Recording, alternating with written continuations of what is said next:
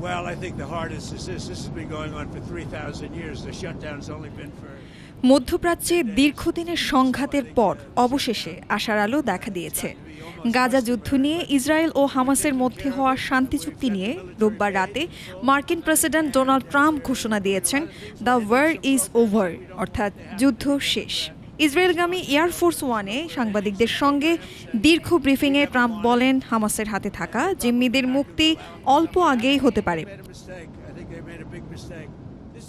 বিমানে ধারণ করা ফুটেজে দেখা যায়, ট্রাম্প একদিকে গাজার শান্তি চুক্তি নিয়ে আশাবাদী মন্তব্য করছেন, অন্যদিকে কিছু বিতর্কিত মন্তব্যও করেন। তিনি সাবেক ব্রিটিশ প্রধানমন্ত্রী টনি ব্লেয়ারকে গাজার যুদ্ধোত্তর প্রশাসনে ভূমিকা নিয়ে সন্দেহ প্রকাশ করেন। আর ভুলবশত ইসরায়েলি প্রধানমন্ত্রী বেঞ্জামিন নেতানিয়াহুকে ওয়ার টাইম প্রেসিডেন্ট বলে উল্লেখ করেন। ব্রিফিংয়ে ট্রাম্প ইউক্রেন প্রসঙ্গেও কথা বলেন। তিনি জানান, কিয়েভকে টমাহক ক্ষেপণাস্ত্র সরবরাহ করা নতুন এক ধাপের আগ্রাসন হতে পারে, আর এ বিষয়ে তিনি রাশিয়ার সঙ্গে কথা বলতে চান। চলমান গাজা শান্তি চুক্তির অধীনে সোমবার হামাস ২০ জন জীবিত জিম্মিকে রেড ক্রসের হাতে তুলে দেবে। পরে তাদের ইসরায়েলের রেম সামরিক ঘাঁটিতে নেওয়া হবে। এছাড়া ২৮ জন মৃত জিম্মির মরদেহ ফেরত দেওয়া হবে পরবর্তী ধাপে। অন্যদিকে ইসরায়েল গাজা থেকে আটক প্রায় ১৭০০ ফিলিস্তিন ও আজীবন দণ্ডপ্রাপ্ত আরও ২৫০ বন্দীকে মুক্তি দেবে। এই বিনিময়েই শান্তি চুক্তির প্রথম ধাপ।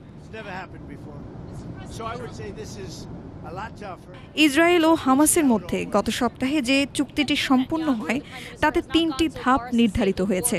প্রথম ধাপে যুদ্ধবিরতি, জিম্মি ও বন্দি বিনিময় এবং ইসরায়েলি সেনাদের গাজা থেকে ইয়েলো লাইন পর্যন্ত প্রত্যাহার।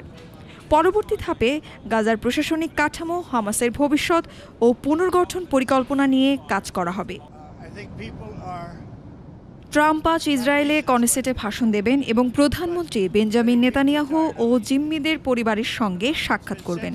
এরপর তিনি মিশরে যাবেন, যেখানে অনুষ্ঠিত হবে গাজা শান্তি চুক্তির আনুষ্ঠানিক স্বাক্ষর অনুষ্ঠান।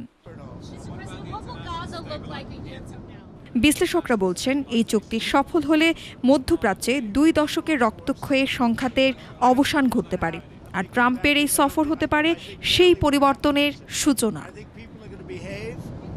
News desk, Dhaka today.